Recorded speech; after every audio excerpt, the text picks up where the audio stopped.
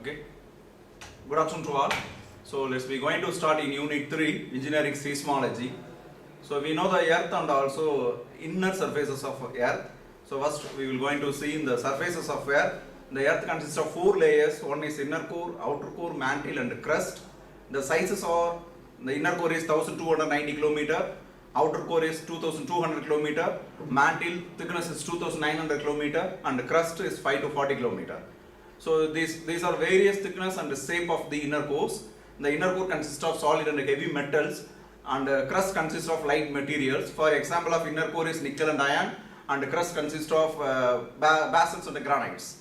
The outer core is in liquid in form and the mantle is ability to flow. At the core, it's a very high temperature, is known as minus 2500 degrees centigrade, and the pressure is 4 million atmosphere, and the density is 13.5 gm by cc.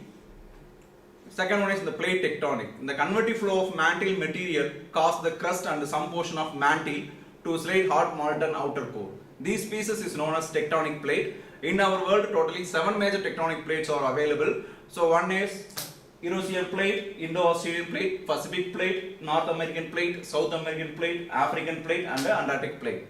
These plates are moving in different directions and different boundary.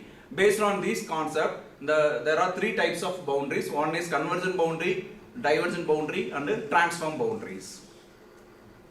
So sometimes the plates in front of slower, then the plates behind it comes and collides. For example, mountains are formed, is known as convergent boundary. Second one is divergent boundary. Sometimes 2 plates move away from another one. The rift or created is known as divergent boundary. And another case is 2 plates move side by side along the same direction or in the opposite direction. This is known as transform boundaries. This is convergent boundary, transform boundaries and divergent boundaries. And generally rock is the elastic material. So the large amount of elastic strain energy stored and released during the movement of the tectonic plate. Based on the movement of the tectonic plate, we must know the concept of slip and fall. So define or what is meant by slip. The sudden movement of the tectonic plate is called as slip.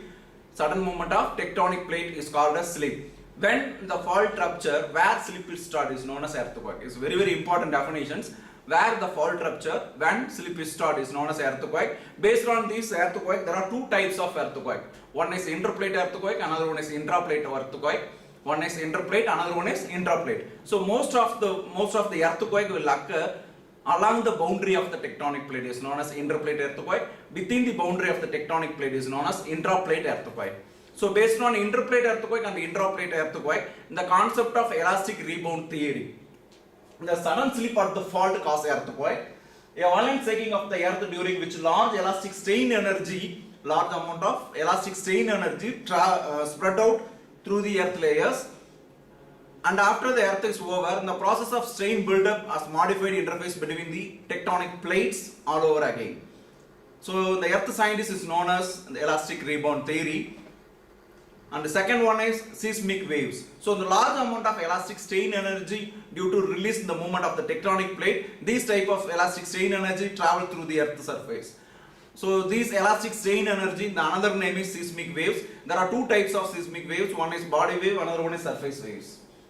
This is body waves, second one is surface waves. Again the body wave consists of 2 types of waves. One is primary waves, second one is secondary wave, generally known as P wave and S wave. And the surface wave consists of again 2 types. One is love wave and Rayleigh waves.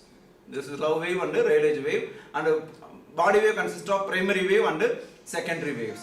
So under primary waves, material particles undergo extensional and compressional strain along the direction of energy transmission. But under S waves oscillate at right angle to it. And love wave cause surface waves similar to the S waves but no vertical component.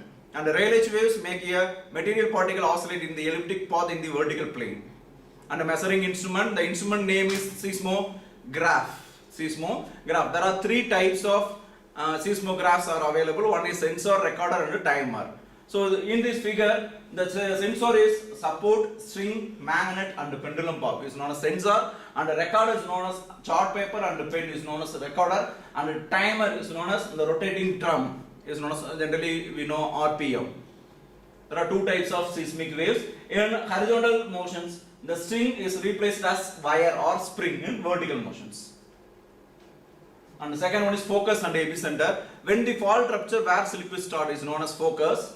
Is known as focus.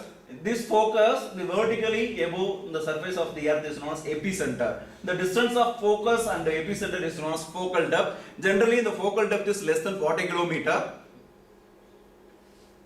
And second one is magnitude. So the magnitude is defined as the quantitative measure of actual size of earthquake is known as magnitude. There are 6-7 types of magnitudes. One is great, major, strong, moderate, light, minor and very minor.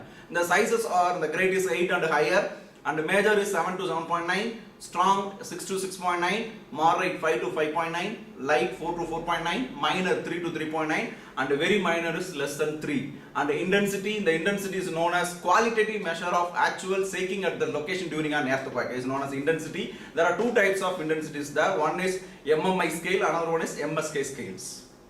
So this picture is known as isoseismal wave. Various types of intensity to draw the equal lines is known as grid line. These are isoseismal map for 2001 Puja earthquake. Okay. Thank you.